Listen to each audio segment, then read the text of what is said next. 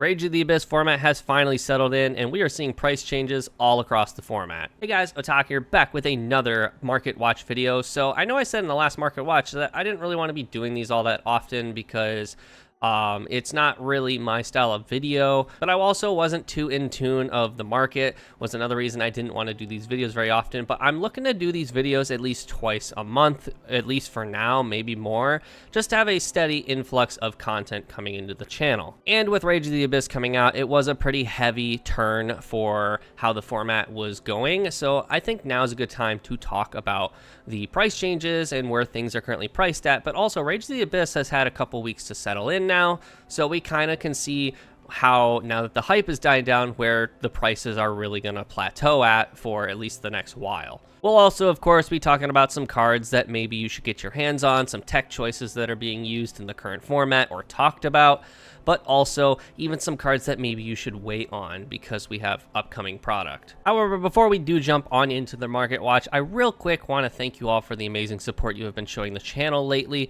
The Locals Features series that I've been doing, where I just post a game of something that went down at my locals, has been doing very well, and I appreciate all the support you are giving those videos.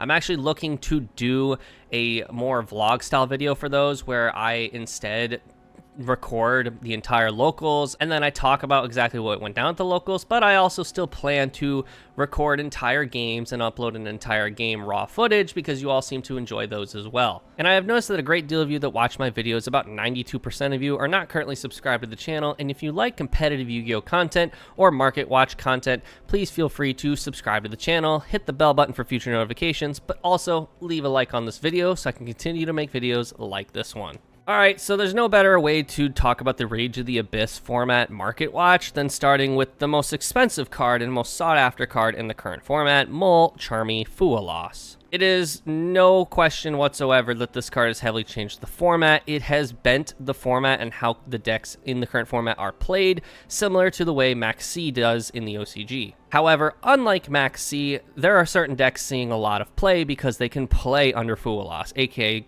decks like Centurion, which we'll talk about a little bit later. And before we actually get into the price, I do want to actually talk about Fualos for a second. I personally, this is a personal opinion, so you are free to disagree with me on this, I personally think Mul Charmy Fualos is a problem. I think the concept of all of the Mul Charmies is cool. They're a lot more balanced of Max C. It is Max C split into 3 or possibly a 4th version of himself, but more balanced, meaning you can't control any cards. And I do agree that they are a lot more balanced, and I think the concept of them is a somewhat healthy thing for the format. But I think Fualos specifically, because it includes both the deck and the extra deck, the two most common forms of special summoning, it itself is a problem. And we'll talk more about this when we get closer to ban list season, but I personally think this card needs to be limited. I don't think it needs to be banned, but this one specifically needs to be limited, and the other ones, honestly, they're fine. Perulia and the one that's coming out in Supreme Darkness are very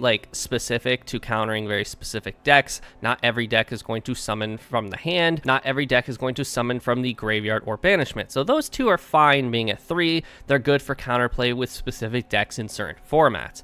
But Fualos is just diverse across all decks, which is why it's the only one out of the 2 that currently exist that is played in the main deck at all times. That's my own little rant. Like I said, I just wanted to talk about it, and it is all, of course, my personal opinion, so if you completely disagree, that is fine, but also let me know in the comments maybe why you disagree with me. I'd like to hear your thoughts. Now, back to what we're actually here for, which is pricing, and Mul Charmy Fualos has, it's been expensive. It started its reign of terror at about $180, but now we're about $130, so it's come down quite a bit. Still very expensive. If you want a play set of this, you're paying close to $400. You could probably get a pretty good deal of maybe anywhere from $350 to $320, depending on who you're buying it from. But for the most part, you're paying about $400 a play set for this little fucker.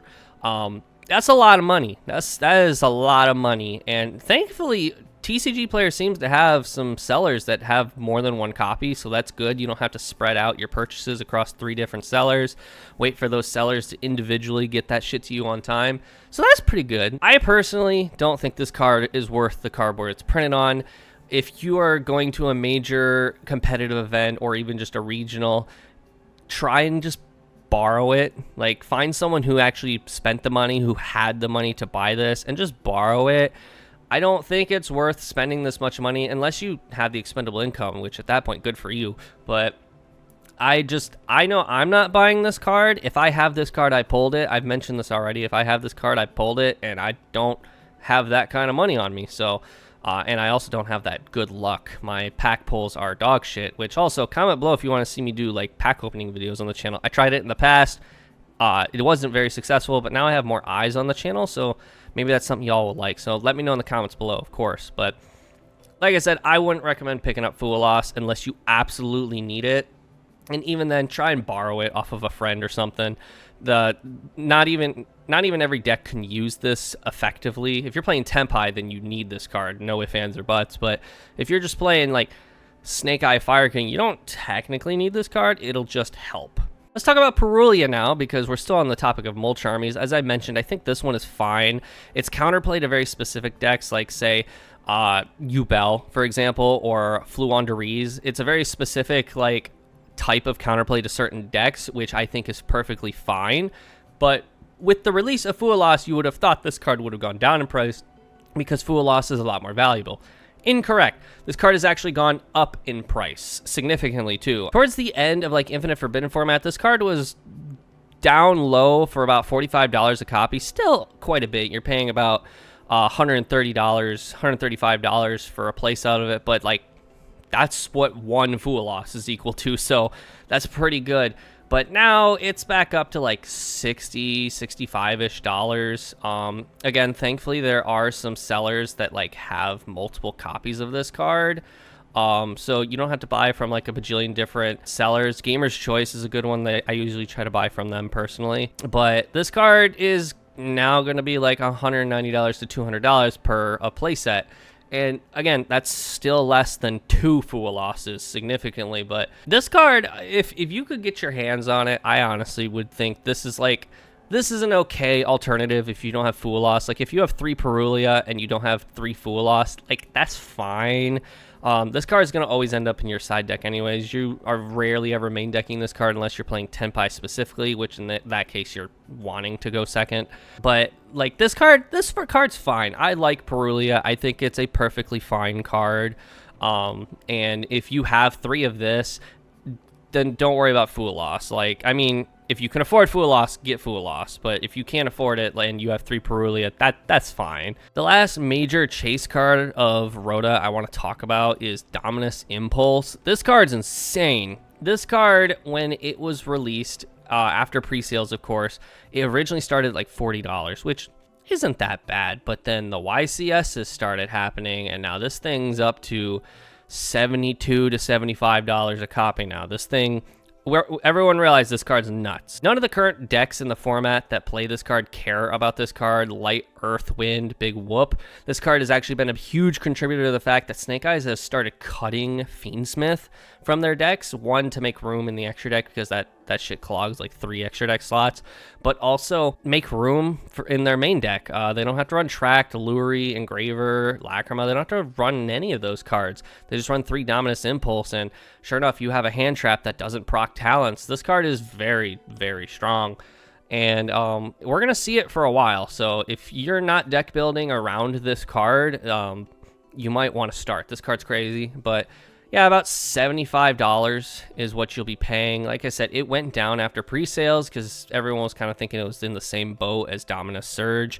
No, not at all. Dominus Surge is a good card, but this is a way better card. Negating a special summon is a lot more valuable than negating an add. So this is going to be probably the norm for a while. But if you can get your hands on on Impulse, I would recommend it. This card is actually probably worth the cardboard it is printed on. So yeah, this card's crazy. If I had the money, I'd be picking up this card. But you know, that is about $220-ish for a playset. So yeah, I'm dead broke. So I mentioned Centurion a little bit ago, and Centurion got reprinted in the Megatons. So you would have thought this deck would have been somewhat affordable, until Pack did really well with it at a YCS where Fool Loss was legal, and we all realized that, oh my god, this deck is like one of the best decks for playing under Fool Loss, because at worst, you make your opponent draw 2 cards, and most scenarios you can get away with making them draw none or one. So this deck's crazy under Fool Loss, and also it's just really good in general. They can't play Impulse, which is like fine. They don't really need it. This deck does a lot of cool stuff. Even though it doesn't have Calamity anymore, this deck performs very well under a lot of just issues in the current format. So yeah, these cards are pricey again, is the problem here, because Pack did very well with it at a YCS. So the Centurion core from the tins, when the tins were on pre-sale, was I think ranging like $50-ish. And if you got it then, man, you plussed, because Primera from the tins is about $15 a copy, and you need 3 of her. Trudea from the tins is about another $15 a copy. The Emblema cards, at least, or the Bonds, sorry, Bonds is cheap. Wake Up, your Centurion is $5 from Legacy. These cards are pricey again, pricey-ish. Like, your 2 best cards are going to cost you $45 for a playset of each. So, still in my opinion, more budget version to play the current format, because unless you're playing Tempai, like every deck you're playing is probably going to cost a small chunk of money, not a huge chunk of money, but a small chunk of money. And I think Centurion's a very good option for the current format. So if this is a deck you are interested in picking up, I would suggest picking it up now before something else causes it to skyrocket even more. Card I want to talk about that I don't think anyone should be buying right now is Diabellstar the Black Witch. Why is this card $22 fucking dollars, or 18 from the Megatins? Like, this card should not be worth like anything right now. We have the ultimate rare makes sense, and obviously the QCR makes sense. Those are max rarity versions of Diabellstar. Those are luxury rarities. But her secret rares shouldn't be this crazy. We have the Quarter Century Bonanza coming out in like 2 weeks when recording this video, and like she's getting 7 different rarities in that Bonanza. And like, first off, let's just talk about the Bonanza real quick. Anyone who's saying that set's gonna be ass clearly doesn't understand what's going on. So Konami's been pumping out all of these like leaks, quote unquote, of all of these retro style cards that are going to be in the Bonanza, and everyone thinks that's part of the main set. No, you clearly haven't read how the set works. The packs are all going to have one guaranteed like retro card from their retro card pool, and that's what all of those cards are for, meaning the other cards in the pack are going to be the original pool of cards, the 79 card list that hasn't been revealed yet. That's what that's going to be. Which is going to be in that. Why is Witch so fucking expensive still? $20-ish for a copy of this bitch? Nah. Save your fucking money. Just wait 2 weeks. Unless you have a regional coming up, which at that point I'd just say borrow it from a friend. Like, don't spend money on Witch right now. She's going to be pennies really quick. Next, we're going to talk about some tech things. Heavy Slump. I'm sure some of you have heard the little murmurs going around the format with this. For those who don't know what this card does, if your opponent has 8 or more cards in their hand, shuffle their entire hand into the deck and then draw 2 cards. This is pretty whack. This card's crazy. So the application for this card is essentially you just play into your opponent's Fool Loss, and if you open Thrust or this, you just set it, and then on their draw phase, you just take away their whole fucking hand. The only concern here is that if you play into their Fool Loss, they are going to have Ash Blossom, most likely. They could have used it on you, but they'll have it for their draw phase, most likely. And this can be ashed, so they can just stop this. So it's not like crazy, but the possibilities are not fully there. Now, you don't have to fully play in their Fool Loss. You can play into it enough that they will have 8 cards in hand, or play into it enough where you're feeling like they don't have Ash Blossom. It's not always a guarantee. I like the concept behind this card. Now, this is the super rare pricing. It only has like 4 printings, 1 super rare, 3 commons. So if you want to max rarity this fucker, it's going to cost you like $2. It's penny stonks, but if you have this card, if you have the super rare of this card, now's the time to sell it. This thing was like, I think 20 cents before Fool Loss came out, and now everyone's like thinking about teching this, and it's like $2 now. So you easily made like $1.50 from this card. So now's, if you have a lot of this card, now's the time to sell it. You have people with 51 copies, 10 copies, another 51, 13, 12. These are people trying to get rid of the bulk that they have of this card from Mystic Fighters. But like I said, there are a bunch of common printings if you don't want to spend $2 on a singular card or $6 on a playset. This card has like 20-cent commons. So it's really up to you. But this card, I would recommend toying with. I think it's not a bad idea. It can be ashed, but so can many other tech choices that we've all toyed with in the past as well. So this is, I think, if you're going to spend $2 on a card that might not pay off, this is one of them, I think. This is perfectly fine. But again, if you don't want to buy the super rare, you don't care if you have max rarity, then there are some common printings as well that are like 20 cents. Another tech choice is Retaliating C. So for those who don't know what's going on, this card's been getting put in the side deck for a lot of decks right now because the Azamina cards, this card kills them. This card is basically like a Dimension Fissure or a Macrocosmos when it hits the board, but its effect is basically when your opponent activates a spell card that would special summon a monster, you just activate Retaliating C from your hand, special it to your board, and then while it's on the board, any card that hits the graveyard would actually be banished instead. So it's a Macrocosmos while it's on the board. The perks here is that when your opponent activates the Hollowed Azamina, you chain Retaliating C, summon it, and then your opponent still has to resolve Hollowed Azamina. So they have to send their Sinful Spoil card to the graveyard, not cost, so this resolves still, but it'll get banished, and because it was banished instead of hit the graveyard, they didn't meet the condition of hitting it to the graveyard, which means the Azamina monster does not get summoned. So it pretty much just counters like Azamina cards, and for the most part, like counters just anything Sinful Spoils. And then because it's Macrocosmos, Snake Eye players or Fire King players or decks that just don't want their shit banished have to prioritize getting this thing off the board before they proceed with their turn. The super rare OTS printing is like $6, but if you want max rarity of ultra rare, it's like $1. But if you don't care what rarity, it's got 3 commons. Like the 3 commons all are like 20 cents. Just this is a good card. I think is worth picking up. Whether you want the hollow rarity or commons, this is a good card, and I'm actually siding it in my decks. This card is just very good at countering very specific decks that don't like their shit being banished, and also because you summon it to your board, you can turn it off essentially. It's not like Shifter where it lasts 2 turns, so it's like a pseudo Shifter that you can run in any deck, and then when you're ready to turn it off, just link it away with another monster on your field, and then you can proceed using your own graveyard. I want to talk about a couple cards that maybe we should be picking up for the upcoming format in Crossover Breakers. So Crossover Breakers brings out Ryzeal and Malice, 2 decks that are powerhouses in the OCG, Ryzeal being the better of the 2. But I personally think, and there's also some rumors going around the community, that the Malice deck is actually going to be the better of the 2 here in the TCG. There have been some really cool deck lists running around the upper level of the Yu-Gi-Oh! Professional player base, and there are some very strong Malice decks. Malice is going to be intense in the upcoming format. However, we're going to talk about Ryzeal real quick.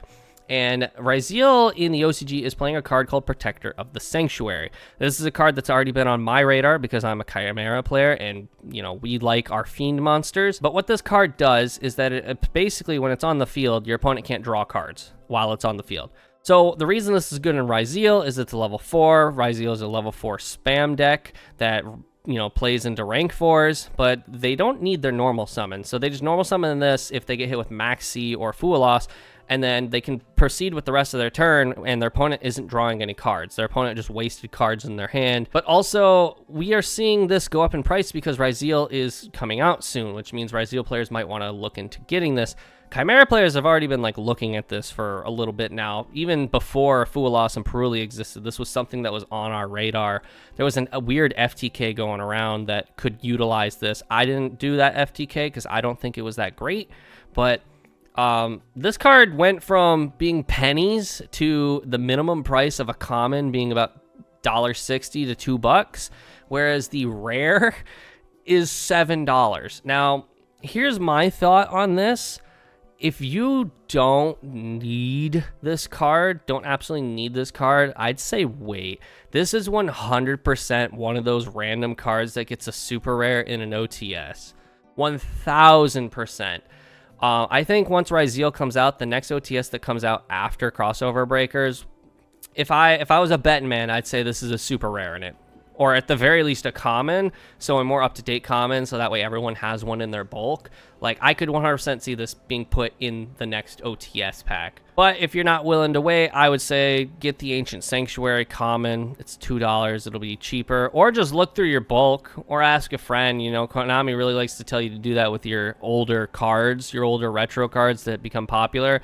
Just ask a friend, look through your bulk. We're sure you have it. You don't ever get rid of commons, right? And then back with Malice here, there's not a lot with Malice you have to, like, super get. A lot of the stuff with Malice will be in Crossover Breakers, aka the Malice cards. Probably the most, like, expensive cards you're going to be looking at is going to be Splash Mage if you get the Ultra Rare, or Signet Mining if you get the Secret Rare, which both have common printings that are under $1, so I would recommend just getting that, and then when you have maybe some more extra funds, then you can maybe pick up the more expensive versions if that's what you want. But for the most part, the crazy cards that are going to be expensive in Malice is going to be Malice. There was a card when Malice was revealed called Drastic Draw that was like crazy in price for like 48 hours. Everyone was like, oh, we got to pick this up. We got to pick this up. And then it's back down to under $1 because we all just kind of realized it wasn't worth it. Like, there's probably some cards that once Malice comes out, there'll be some cards that get expensive. I would recommend just getting your Code Talkers and your Firewall Dragons and your Cyberse Link monsters that you need for that deck now, because you never really know what's going to happen if that deck does, in fact, become the dominant deck of the format. It is a shifter deck, so it's not going to have an issue competing, but I would seriously recommend just picking up your extra deck monsters that are not Malice now while they are somewhat cheap. Even Terahertz, which is a card that some of the deck builds are running, Terahertz is somewhat cheap now because it was in the tins. It's like $2 for the tin copy. I would recommend just picking up any of the Cyberse Link monsters you're going to need. Splash Mage definitely being one of them. Get the common if you don't want to pay $4 for an ultra rare, but even then, $4 for an ultra rare really isn't that bad. But that's really all I have for you guys today. Like I said, I do want to continue doing some more of these like market watch videos, so I'm aiming for like 2 a month, maybe more if the format like changes the market pricing severely, or if something like really needs to go up in price, or I mean something really happens in a price of a card. So comment below maybe some other cards I should take a look at going into the Bonanza and Crossover Breakers that maybe I didn't talk about today. But also, don't forget to leave a like on this video, and if you're not already, subscribe to the channel so I can continue to make videos like this one. But with that, I'll see you all in the next one. See ya.